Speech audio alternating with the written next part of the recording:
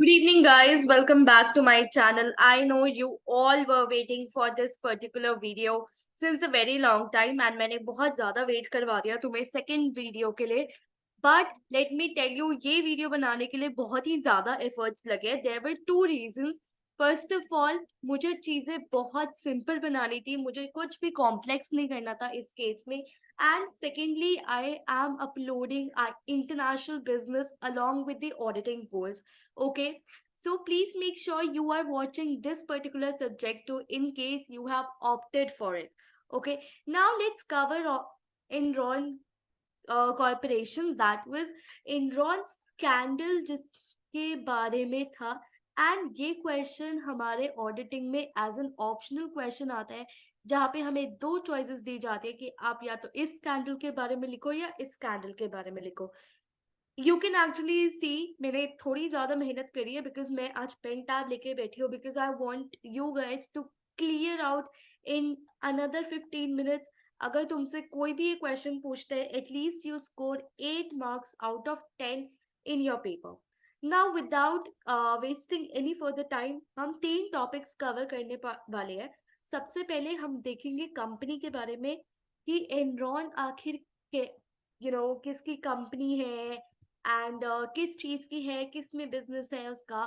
Secondly उसकी timeline देखेंगे. As I mention in the previous video that was BCCI failure too, timeline बहुत important होती है, not just for the exam perspective but also to understand the company. अगर एक company में 5 साल में बहुत ही ज्यादा एक्सेल चीजें हो जाती है as compared to other companies in the same industries, let me tell you there is something fishy about it. So we are learning about the company for two purposes. First, to write down the introduction part in your answers in your exam, and secondly to understand for a basic understanding कि ये corporate failure क्यों हो रहा था. Also, I have come up with a trick where you can actually learn this whole scandal for your exam perspective in just 5 minutes. But ये 5 minutes जब भी convert होंगे जब तुम ये चीज मेरे से अच्छे से समझोगे. ठीक है, बीसीसीआई का एक मैंने शॉर्ट फॉर्म बताया था to learn. Just tell me in the comment section जिन्होंने वो वीडियो देखी है कैसे हमने 5 मिनट में वो पूरा स्कैंडल याद किया था. Guys, please comment, please subscribe. Okay, these are the few things I request you in return of the whole free content provided to you. Okay, so please इतना तो तुम कर ही सकते हो, इतना भी नहीं कर पा रहे हो तो प्लीज मत देखो वीडियोस. ओके, तो जाओ, अगर नहीं देखे तो जाके पहले वो देखो. Now without wasting time, let's understand about the company. I already mentioned I am more focused on the second topic as compared to first. This is only for the two purposes.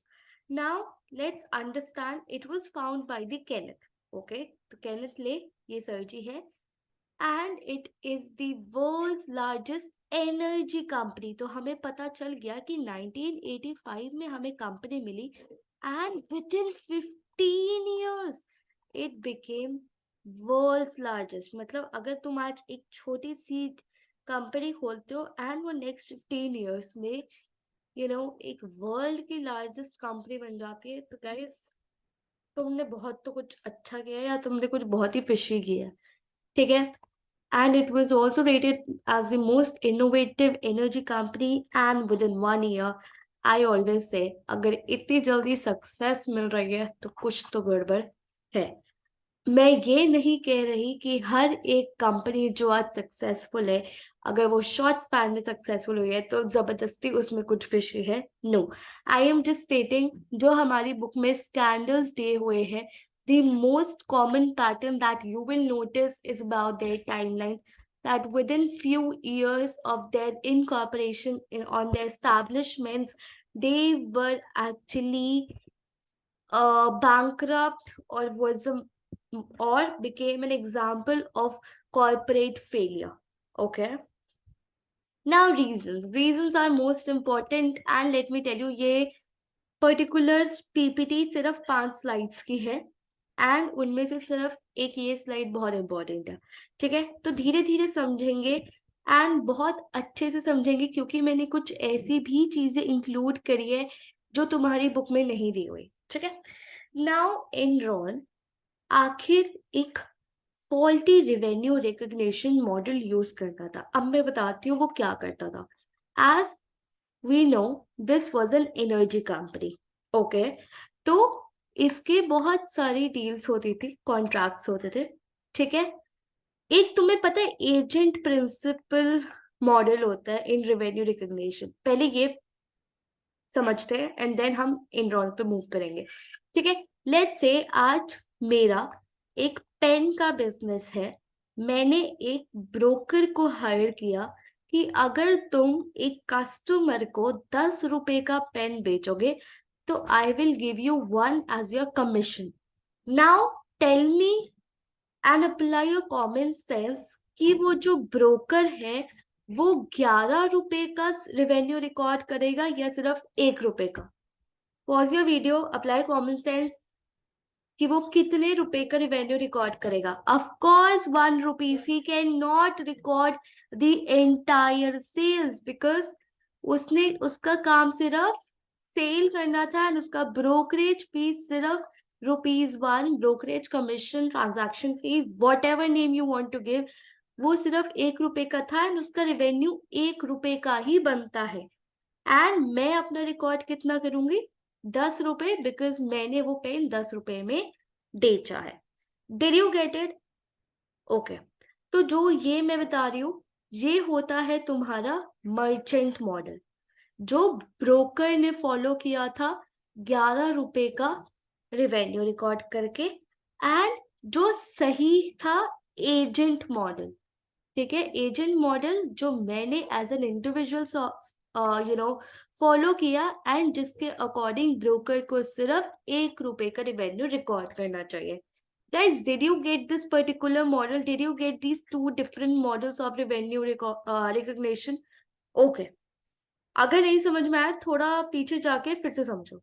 अब Enron क्या करता था? उसे record करने चाहिए थे सिर्फ 1 रुपए, वो रिकॉर्ड कर रहा था 11 रुपए। So do you get it? ठीक है, कहा वो गलत जा रहा था? He was choosing merchant model over agent model and this was the correct approach, not this. Okay. So अगर बताओ मैं 1 रुपए की जगह 11 रुपए अपने फाइनेंशियल स्टेटमेंट्स में रिकॉर्ड कर लूंगी तो क्या होगा? रेवेन्यू इन्फ्लेट हो जाएगा, प्रॉफिट इन्फ्लेट हो जाएगा। सबको पता है अगर प्रॉफिट बढ़ेगा तो अर्निंग पर शेयर बढ़ेगी, शेयर ऑफ प्राइस बढ़ जाएगा, सब कुछ इन्फ्लेटेड आएगा, मैन्युपुलेटेड आएगा। Okay. And the second point that you need to remember under this heading is, जहां पे कॉम्पिटिटर्स का रेवेन्यू सिर्फ 2 से 3% बढ़ रहा था, एनरॉन का रेवेन्यू 75% बढ़ रहा था। Do you see? ऐसे कैसे हो सकता है? This is actually not even possible. This was happening because of again merchant model. I hope I am clear. Okay, so let's do a quick revision. हमें 5 रीजन में से सबसे पहले रेवेन्यू रिकग्निशन डालना है, जिसमें हमें 2 रीजन लिखने हैं, एक merchant and agent model and secondly competitor analysis, मतलब कॉम्पिटिटर्स क्या कर रहे थे और हम क्या कर रहे थे। Now let's come on to the second term, that is SPE. SPE stands for Special Purpose Entity. Now मुझे ना हर चीज बहुत ही ज्यादा एग्जाम्पल के साथ समझाना पसंद है। तुम्हारी बुक में सिर्फ ये दिया हुआ है कि एनरॉन ने स्पेशल एंटिटीज बनाए in order to manipulate financial statement. अब ये एसपी होता क्या है पहले ये समझो। देखो, ये था एनरॉन, ठीक है, एंड ये थी उसकी एसपीई, स्पेशल पर्पस एंटिटी, ठीक है। तो मैं बहुत ही लाइव एग्जांपल लेती हूँ। ये let's say, not let's say, it actually was एक एनरॉन की एसपी ही थी केमन आइलैंड में। ओके। तो एनरॉन क्या करता था? एसपीई को एसेट्स बेचता था, ठीक है। लेट्स से उसने बिल्डिंग बेची, ठीक है। अब ऑब्वियसली अगर तुमने बिल्डिंग बेची है तो तुम्हें कुछ पैसे भी मिलेंगे इन रिटर्न, राइट? तो वो बिल्डिंग एक्चुअल में कितने की थी? सिर्फ 5 मिलियन की। इसने दिखाया कि मैंने कितने की बेची है? 10 मिलियन की। ओके, सो सबसे पहले इन्फ्लेशन हमने क्या किया? हमने 5 मिलियन की बिल्डिंग को 10 मिलियन में बेचा। ओके, फिर देखो, तो सबसे पहले यहाँ पे क्या आया? एनरॉन के पास 10 मिलियन आ गए और एसपीई के पास एक बिल्डिंग आ गई वर्थ ₹10 मिलियन। फाइन, तो यहाँ पे क्या होगा? बिल्डिंग जाएगी cash account debit to building for Enron, बता रही हूँ 10 मिलियन 10 मिलियन। ओके, नाउ ये क्या करेगा? ये सेम बिल्डिंग एनरॉन को सेल कर देगा फॉर 15 मिलियन, शोइंग कि हमें तो 5 मिलियन का प्रॉफिट हुआ है। ठीक है, so Cayman Island would actually sell the same asset back to Enron for 15। Enron क्या करेगा? रिकॉर्ड यहाँ पे ऑलरेडी वो 5 मिलियन का प्रॉफिट बुक कर चुका है। ठीक है, कोई भी प्रॉफिट तुम रियल में देखो तो नहीं हो रहा। ठीक है, बट ये सब ओवर दी बुक्स हो रहे हैं एंड एसपी में कोई भी ऑपरेशंस नहीं रन हो रहे, कोई भी एम्प्लॉय नहीं है, बस it is just for the sake कि हमने एक एग्जिस्टिंग कंपनी बना रखी है in order to manipulate the accounts. Okay, now mark to market accounting, now this is also very interesting term in this particular case and इसने बहुत बड़ा role play किया था। हम इसमें क्या होता था? एनरॉन करता था एनर्जी कॉन्ट्रैक्ट्स।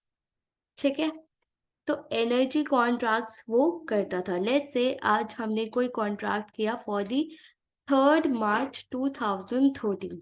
ठीक है, we did a contract for 10 million.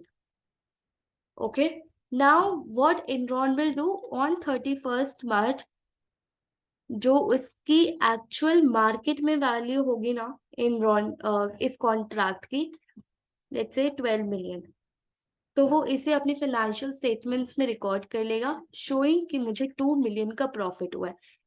Is it the true profit? क्या कैश आया? क्या कॉन्ट्रैक्ट हुआ? मतलब क्या कॉन्ट्रैक्ट की डेट आई? क्या कॉन्ट्रैक्ट फुलफिल हुआ? क्या हमारे पास एक्चुअल कैश फ्लोज आए?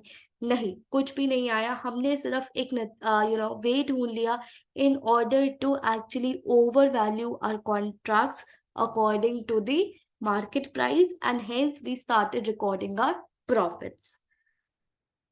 Finally, ineffective auditing, let me tell you, हर एक स्कैंडल में मेजरली तुम पाओगे कि कोई ना कोई ऑडिटर जरूर इन्वॉल्व होता है।